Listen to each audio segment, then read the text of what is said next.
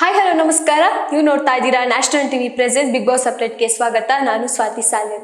Big boss ಮನೆಯಲ್ಲಿ ಈ weekend ಆಗಿತ್ತು, ಫ್ಯಾಮಿಲಿ ರೌಂಡ್ ಆಗಿತ್ತು. ಸೊ ಹಾಗಾಗಿ ಫ್ಯಾಮಿಲಿ ರೌಂಡ್ ಅಂದಮೇಲೆ ವೀಕೆಂಡ್ ಕೂಡ ಮಜಾ ಇರುತ್ತೆ, ಆ ಥರ ಒಂದು ಫೀಲ್ ಇತ್ತು. ಬಟ್ ಕಿಚ್ಚನ ಪಂಚಾಯತ್ ಇಲ್ಲದೆ ಎಲ್ಲೋ ಒಂದು ಕಡೆ ಬೋರ್ ಆಯಿತು ಅಂತ ಅನಿಸ್ತಾ ಇತ್ತು. ಸುದೀಪ್ ಅವರ ಅನುಪಸ್ಥಿತಿಯಲ್ಲಿ ಈ ಒಂದು ವೀಕೆಂಡ್ ನಡೀತು. ಸೊ ಹಾಗಾಗಿ ಎಲ್ಲೋ ಒಂದು ಕಡೆ ಸುದೀಪ್ ಅವ್ರು ಇರಬೇಕಿತ್ತು ಅನ್ನೋ ಫೀಲ್ ಆಗ್ತಾ ಇತ್ತು. ಬಟ್ ಅವರ ಕಾರಣಾಂತರಗಳಿಂದ ಅವರಿಗೆ ಒಂದು ಅರ್ಜೆನ್ಸಿ ಇರೋ ಕಾರಣ ಅವರು ಬರೋಕ್ಕಾಗಿಲ್ಲ.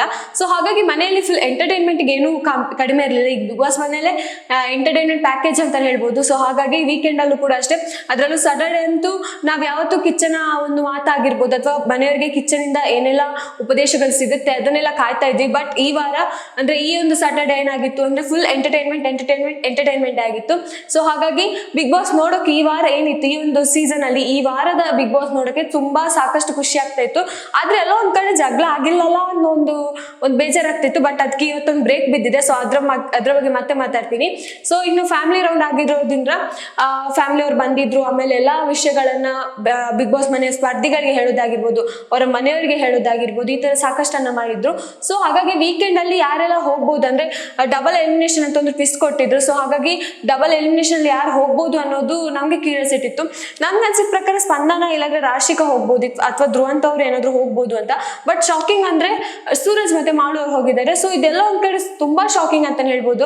ಯಾಕಂದ್ರೆ ಸೂರಜ್ ಅವ್ರ ಆಟದ ವಿಷಯ ಅಂತ ಬಂದಾಗ ಅವ್ರು 100% ಅವರ ಎಫರ್ಟ್ಸ್ ಅನ್ನ ಹಾಕಿ ಆಟವನ್ನ ಗೆಲ್ಸೋದಾಗಿರ್ಬೋದು, ಆಟವನ್ನ ಆಡೋದ್ರಲ್ಲಿ ತುಂಬಾ ಚೆನ್ನಾಗಿ ಆಟ ಆಡ್ತಾರೆ. ಮಾಳು ಅವರು ಕೂಡ ಅಷ್ಟೇ, ಸ್ಪೀಡ್ ಅಂತ ಬಂದಾಗ ಮಾಳು ಅವ್ರು ತುಂಬಾ ಚಿಕ್ಕಪಟ್ಟೆ ಚೆನ್ನಾಗಿ ಆಟ ಆಡ್ತಾರೆ.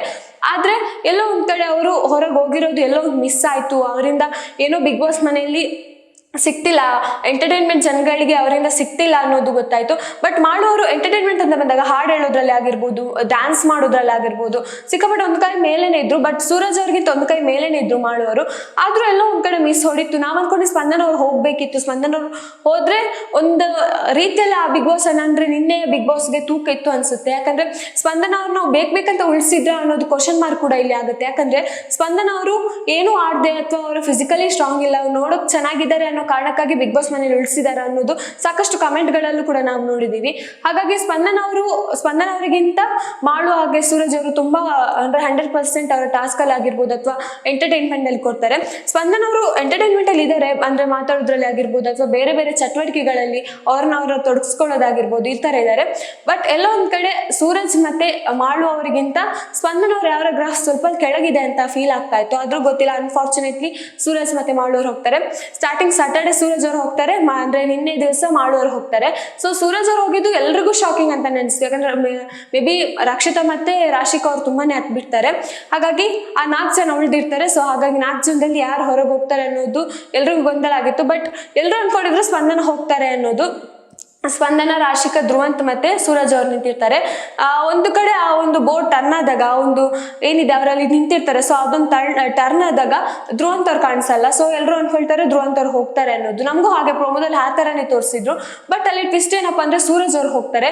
ಇದೆಲ್ಲ ಒಂದ್ ಕಡೆ ಶಾಕಿಂಗ್ ಅಂತ ಹೇಳ್ಬೋದು. ಸೂರಜ್ ಅವರು ಇಷ್ಟು ಬೇಗ ಹೋಗುವಂತ ಒಂದು ಸ್ಪರ್ಧೆ ಅಲ್ಲ. ಯಾಕಂದ್ರೆ ಒಂದು ಟಾಸ್ಕ್ ಅಂತ ಆಗ್ಲಿ ಅಥವಾ ಮನೇಲಿ ಏನೇ ಒಂದು ವಿಚಾರ ಆಗ್ಲಿ ಅವರು ಮಾತಾಡೋದ್ರಲ್ಲಿ ಮಾತಾಡ್ತಾರೆ ಅಥವಾ ಎಲ್ಲಿ ಮಾತಾಡ್ಬೇಕು ಅಲ್ಲಿ ಮಾತಾಡೋದಾಗಿರ್ಬೋದು. ಆದ್ರೆ ಬರ್ತಾ ಎಲ್ಲೋ ಒಂದ್ ಕಡೆ ಅವ್ರು ರಾಶಿಕಾ ಅವ್ರಿಗೆ ಮಾತ್ರ ಸೀಮಿತ ಆಗ್ತಾ ಇದ್ರು. ಅದು ನಾವು ಸುದೀಪ್ ಅವರು ಕೂಡ ಎಷ್ಟೊಂದು ಬಾರಿ ಹೇಳಿದ್ದಾರೆ. ಒಂದ್ ಕಡೆ ಕೂತ್ಕೊಂಡು ಮಾತಾಡಿದ್ರೆ ರಾಶಿಕಾ ಅವ್ರ ಜೊತೆ ಮಾತ್ರನೇ ಮಾತಾಡ್ತಾರೆ. ಆಮೇಲೆ ಅಶ್ವಿನಿ ಅವ್ರ ಜೊತೆ ಆಗಿರ್ಬೋದು, ಎಲ್ಲರ ಜೊತೆ ಅವ್ರು ಮಿಂಗಲ್ ಆಗಿದ್ದು ನಾವು ಕೂಡ ನೋಡಿಲ್ಲ. ಕ್ಯಾಮ್ರಾ ಕಣ್ಣಿಗೆ ಕಾಣಿಸಿಲ್ವ ಅಥವಾ ಅವರು ಎಲ್ಲಿ ಕೂತ್ಕೊಂಡು ಮಾತಾಡ್ತಾರೆ ಅಲ್ಲಿ ಕ್ಯಾಮ್ರಾ ಫೋಕಸ್ ಮಾಡಿರೋ ಗೊತ್ತಿಲ್ಲ. ಬಟ್ ಅವರು ಮಾತಾಡೋದಿದ್ರೆ ಅಲ್ಲಿ ಕ್ಯಾಮ್ರಾ ಇರುತ್ತೆ. ಬಟ್ ಅವರು ಎಲ್ಲೋ ಒಂದ್ ಕಡೆ ಫೋಕಸ್ ಆಗಿಲ್ಲ, ನಮ್ಗೆ ಎಲ್ಲೋ ಒಂದ್ ಕಡೆ ಕಾರಣಕ್ ಸಿಗ್ಲಿಲ್ಲ ಅನ್ನೋದು ಇಲ್ಲಿ ನಮ್ ಬಿಗ್ ಬಾಸ್ ನೋಡಿದಾಗ ನಮ್ಗೆ ಗೊತ್ತಾಗುತ್ತೆ. ಆದ್ರೆ ಸೂರಜ್ ಅವರು ಇಷ್ಟು ಬೇಗ ಹೋಗುವಂತ ಸ್ಪರ್ಧೆ ಅಲ್ಲ. ಯಾಕಂದ್ರೆ ಟಾಸ್ಕ್ ವಿಚಾರ ಅಂತ ಬಂದಾಗ ಮಾತ್ರ ಲಾಸ್ಟ್ ಈಗ ಎಷ್ಟೋ ಕಮೆಂಟ್ ಗಳೇನ್ ಬಂದಿತ್ತು ಅಂದ್ರೆ ಕಾವ್ಯ ಅವರನ್ನ ಬದಲು ಸೂರಜ್ ಅವ್ರು ಏನಾದ್ರು ಈ ವೀಕ್ ಕ್ಯಾಪ್ಟನ್ ಆಗಿದ್ರೆ ಅವ್ರು ಹೋಗ್ತಾ ಇರ್ಲಿಲ್ಲ, ಸೂರಜ್ ಅವ್ರು ಹೋಗ್ತಾ ಇರ್ಲಿಲ್ಲ ಅನ್ನೋದು ಬರ್ತಿತ್ತು ಕಮೆಂಟ್ಗಳು. ಸೊ ಅವರ ಅಭಿಮಾನಿಗಳು ಅಂದ್ರೆ ಸೂರಜ್ ಅವ್ರನ್ನ ಇಷ್ಟಪಡೋರು ಈ ತರ ಕಮೆಂಟ್ ಗಳನ್ನ ಮಾಡಿದ್ದಾರೆ.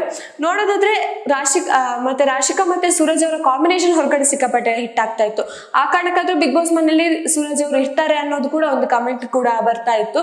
ಇನ್ನು ಕಾವ್ಯ ಅವರ ವಿಷಯಕ್ಕೆ ಬಂದಾಗ ಮನೆಯವರೆಲ್ಲರೂ ಕಾವ್ಯ ಅವ್ರಿಗೆ ಓಟ್ ಹಾಕಿರೋ ಕಾರಣ ಕಾವ್ಯ ಅವ್ರು ಕ್ಯಾಪ್ಟನ್ ಆಗ್ತಾರೆ.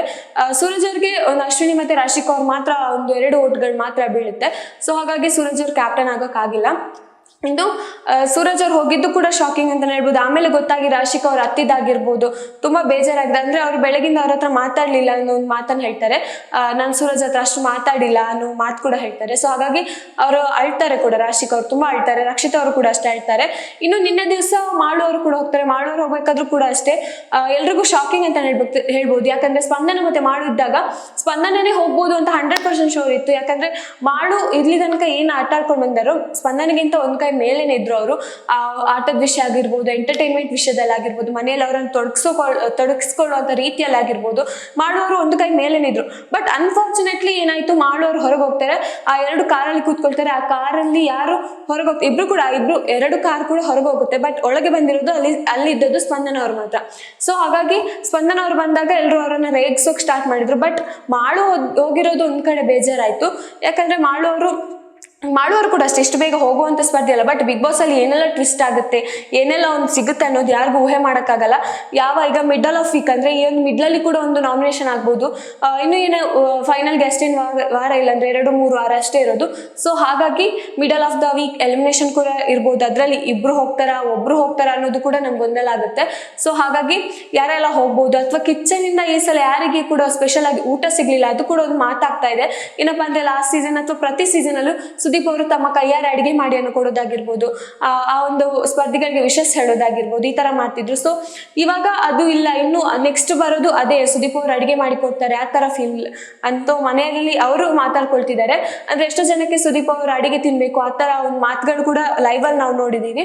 ಸೊ ಹಾಗಾಗಿ ಈ ಒಂದು ಬಿಗ್ ಬಾಸ್ ಅಲ್ಲಿ ಅಂದ್ರೆ ನಿನ್ನೆ ಆಗಿರುವಂತಹ ಎಪಿಸೋಡ್ ಅಲ್ಲಿ ಸುದೀಪ್ ಅವರ ಅನುಪಸ್ಥಿತಿಯಲ್ಲಿ ಎಲ್ಲ ನಡೀತು. ಬಟ್ ಗೆಸ್ಟ್ಗಳು ಬಂದಿದ್ರು, ಗೆಸ್ಟ್ಗಳು ಅವರನ್ನ ಸೇವ್ ಮಾಡೋದಾಗಿರ್ಬೋದು, ಅಥವಾ ಗೆಸ್ಟ್ಗಳು ಹೇಳಿದ ಹೆಸರುಗಳಲ್ಲಿ ಸೇವ್ ಆಗಿರೋದು, ಅಥವಾ ಕೆಲವು ಚಟುವಟಿಕೆ ಮೂಲಕ ಅವರು ಸೇವ್ ಆಗಿರೋದಾಗಿರ್ಬೋದು, ಈ ತರ ನಡೀತಾ ಇತ್ತು.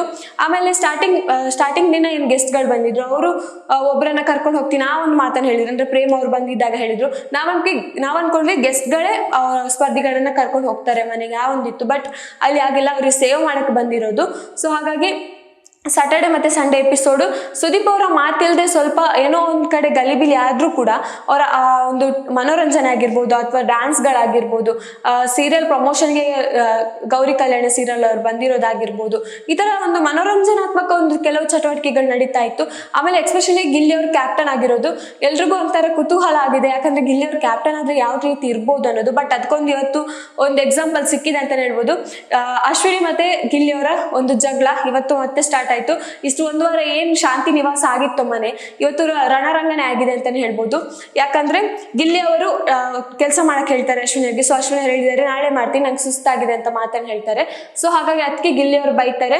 ಇಲ್ಲಿ ನೋಡಿದಾಗ ಎಷ್ಟೋ ಜನ ಕೆಲವೊಂದು ಕಮೆಂಟ್ಗಳು ಗಿಲ್ಲಿ ಮೇಲೆ ನೆಗೆಟಿವ್ ಆಗಿ ಬಂದಿದೆ. ಅಂದ್ರೆ ಗಿಲ್ಲಿ ಮಾಡಿರ್ಲಿಲ್ಲ ಬಟ್ ಮನೆಯವರನ್ನ ಮಾಡಿಸ್ತಿದಾರಲ್ಲ, ಸೊ ಆ ಕಾರಣಕ್ಕಾಗಿ ಕೆಲವೊಂದಿಷ್ಟು ನೆಗೆಟಿವ್ ಕಮೆಂಟ್ಗಳು ಕೂಡ ಬಂದಿದೆ ಗಿಲ್ಲಿ ಮೇಲೆ. ಅಂದ್ರೆ 1-2 ಅಷ್ಟೇ ಬೇಕಂತೆಲ್ಲ.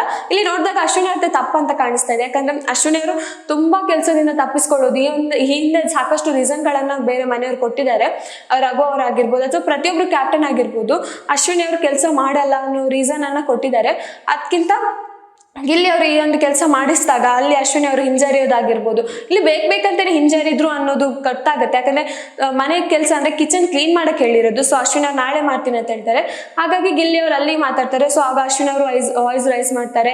ಆಗ ಗಿಲ್ಲಿ ಅವರು ಹೋಗಿ ಬಾರ ಅಂತ ಹೇಳ್ತಾರೆ, ನಿನಗೆ ಹೋಗಿ ಬಾರ ಅನ್ಬೇಡ ಅಂತ ಹೇಳ್ತಾರೆ. ಸೊ ಅಲ್ಲಿ ಅಶ್ವಿನಿ ಅವರು ಮಾಡೋದು ಅದಲ್ವಾ, ಎಷ್ಟು ಹೇಳಿದ್ರು ಅಶ್ವಿನಿ ಅವ್ರಿಗೆ ಇದು ಗೊತ್ತಾಗ್ತಿಲ್ಲ ಅಂದ್ಮೇಲೆ ಬೇಕಂತಾನೆ ಟ್ರಿಗರ್ ಮಾಡ್ತಿದ್ದಾರೆ. ಸುದೀಪ್ ಅವ್ರು ಹೇಳಿದ್ದಾರೆ, ನೀವು ಬೇರೆಯವ್ರಿಗೆ ರೆಸ್ಪೆಕ್ಟ್ ಕೊಟ್ರೆ ಅವರು ನಿಮ್ಗೆ ರೆಸ್ಪೆಕ್ಟ್ ಕೊಡ್ತಾರೆ, ನೀವು ರೆಸ್ಪೆಕ್ಟ್ ಕೊಡ್ಲಿಲ್ಲ ಅಂದ್ರೆ ಅವರು ರೆಸ್ಪೆಕ್ಟ್ ಕೊಡ್ಬೇಕು ಅನ್ನೋದನ್ನ ನೀವು ಕಲ್ಪನೆ ಮಾಡ್ಕೋಬಾರ್ದು. ಅಂದ್ರೆ ಅವ್ರು ಕೊಡ್ಲೇಬೇಕು ಅಂತ ನೀವು ಹೇಳ್ಬಾರ್ದು, ಅದು ತಪ್ಪಾಗುತ್ತೆ ಅಂತ ಸುದೀಪ್ ಅವ್ರು ಹೇಳಿದ್ದಾರೆ. ಅಷ್ಟು ಹೇಳಿದ್ರು ಕೂಡ ಗಿಲ್ಲಿ ಅವ್ರಿಗೆ ಹೋಗಿ ಬಾ ಅಂತ ಹೇಳು ಅಶ್ವಿನಿ ಅವರು ಗಿಲ್ಲಿಯಿಂದ ಅದನ್ನ ಎಕ್ಸ್ಪೆಕ್ಟ್ ಮಾಡೋದು ಎಷ್ಟು ಸರಿ ಅಂತ ನೀವೇ ಒಂದು ಕಮೆಂಟ್ ಬಾಕ್ಸ್ ಅಲ್ಲಿ ತಿಳಿಸಿ. ಯಾಕಂದ್ರೆ ಅಶ್ವಿನಿ ಅವರ ಬಿಹೇವಿಯರ್ ಏನಾಗ್ತಿದೆ ಅಂದ್ರೆ ಅವ್ರ ರೆಸ್ಪೆಕ್ಟ್ ಬೇರೆಯವ್ರಿಗೆ ಕೊಡ್ಲಿಕ್ಕಿಲ್ಲ, ಬೇರೆಯವ್ರು ಮಾತ್ರ ಇವ್ರಿಗೆ ರೆಸ್ಪೆಕ್ಟ್ ಅನ್ನು ಕೊಟ್ಟು ರೆಸ್ಪೆಕ್ಟ್ ಅಲ್ಲೇ ಮಾತಾಡಿಸ್ಬೇಕು, ಅಶ್ವಿನಿ ಅವರೇ ಆ ತರ ಒಂದು ಮಾತಾಡಿಸ್ಬೇಕು ಅಂತ ಇವರ ವಾದ. ಸೊ ಅಲ್ಲಿ ಗಿಲ್ಲಿ ಅವರು ಕೂಡ ಅಷ್ಟೇ, ನಾನು ಹೀಗೆ ಮಾತಾಡೋದನ್ನ ವಾದ ಕೇಳ್ತಾರೆ. ಸೊ ಹಾಗಾಗಿ ಇವತ್ತು ಮನೆಯಲ್ಲಿ ಅಶ್ವಿನಿ ಮತ್ತೆ ಗಿಲ್ಲಿಯ ಒಂದು ರಣರಂಗ ಕುರುಕ್ಷೇತ್ರ ಅಂತ ಹೇಳ್ಬೋದು. ಇದು ಜಗಳ ಆಗ್ತಾ ಇದೆ. ಸೊ ಈ ಜಗಳ ಎಲ್ಲಿ ತನಕ ಹೋಗುತ್ತೆ, ಇದಕ್ಕೆ ಏನಾದ್ರೂ ಗಿಲ್ಲಿ ಅವರು ಏನ್ ಪನಿಷ್ಮೆಂಟ್ ಕೊಡ್ಬೋದು, ಅವರು ಕೆಲಸ ಮಾಡ್ತಾರ ಅಶ್ವಿನಿ ಅವರು ಅನ್ನೋದು ನಾವು ನೋಡ್ಬೇಕು. ಸೊ ಇನ್ನಷ್ಟು ವಿಷಯಕ್ಕಾಗಿ ನೋಡ್ತಾ ಇರಿ ನ್ಯಾಷನಲ್ ಟಿವಿ. ಧನ್ಯವಾದಗಳು.